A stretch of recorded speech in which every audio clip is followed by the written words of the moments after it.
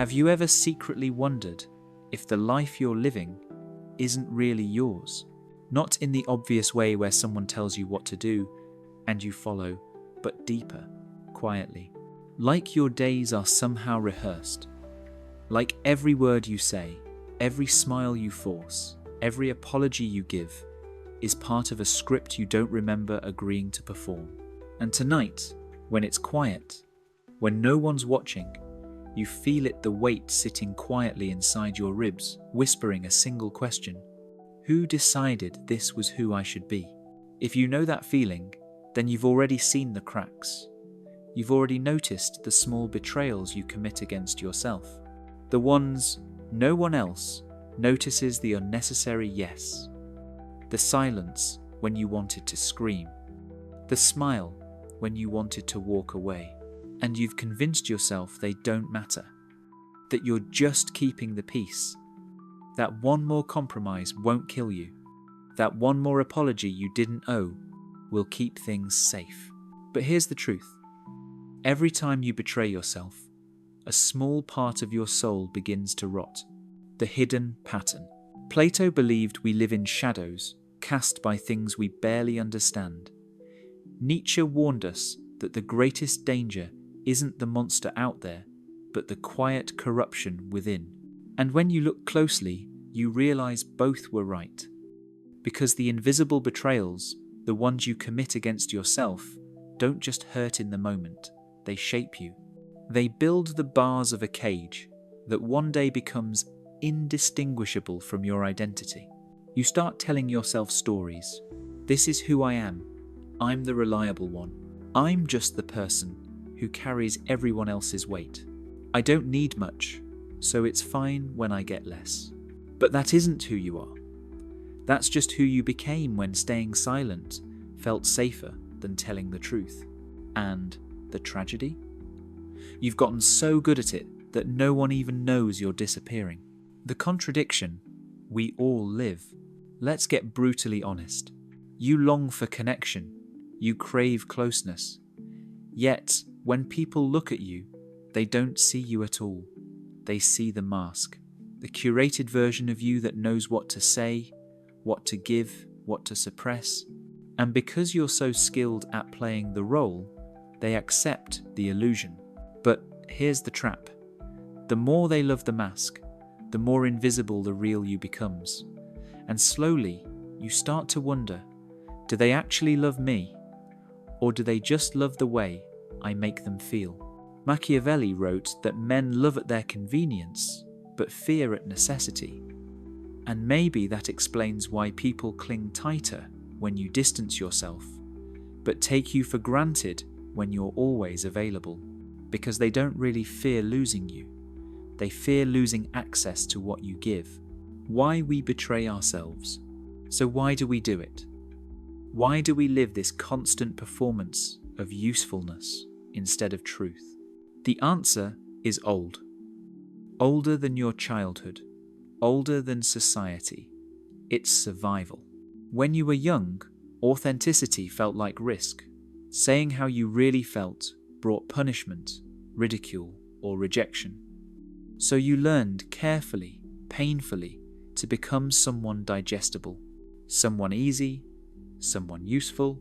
Bonhoeffer, writing from prison, described cheap grace, the act of appearing righteous on the surface while denying the deeper truth of one's soul.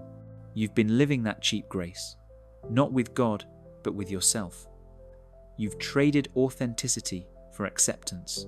And the cost is unbearable loneliness, surrounded but unseen. The silent transaction of power. Every relationship you've ever had has had an invisible economy, a trade of access, attention, emotional energy. And whether you saw it or not, the rate was fixed by your willingness to betray yourself. The more predictable your reactions, the more control you gave away. The more available your energy, the more people assumed they were entitled to it. And the more silent you became about your own needs, the more they forgot you even had any. Nietzsche put it simply, the individual has always had to struggle to keep from being overwhelmed by the tribe. And the most dangerous tribe is not the obvious crowd, but the subtle web of relationships where you're only valuable so long as you perform. The break in the script. But what if you stopped? What if in a conversation where you'd usually explain, you stayed silent? What if in a moment where you'd usually comfort, you simply let the silence breathe? What if in a life where you've always been available, you finally pulled back? At first, people would stumble. They'd ask, is something wrong? They'd call you cold. They'd label you distant. But don't confuse their confusion for your mistake. What they're really experiencing is withdrawal. Withdrawal from the predictable supply of your energy. And here's the part you need to hear. Their disappointment is not evidence of your failure. It's proof that you're breaking the pattern. The battle in the silence. But let's not romanticize this. The silence isn't easy, because it isn't really about them. It's about the unprocessed wounds inside you. The parts that scream, if I don't please them, I'll lose them. If I don't explain myself, I'll disappear. If I don't carry this, I'll be abandoned. This is why Jung believed individuation required confronting the shadow, the dark, unacknowledged parts of yourself that you've tried to bury under endless kindness and compliance. In truth, your fear of rejection isn't about the people in front of you. It's about the child inside you who still believes their voice is dangerous. So, when you practice silence, you're not punishing others, you're retraining yourself.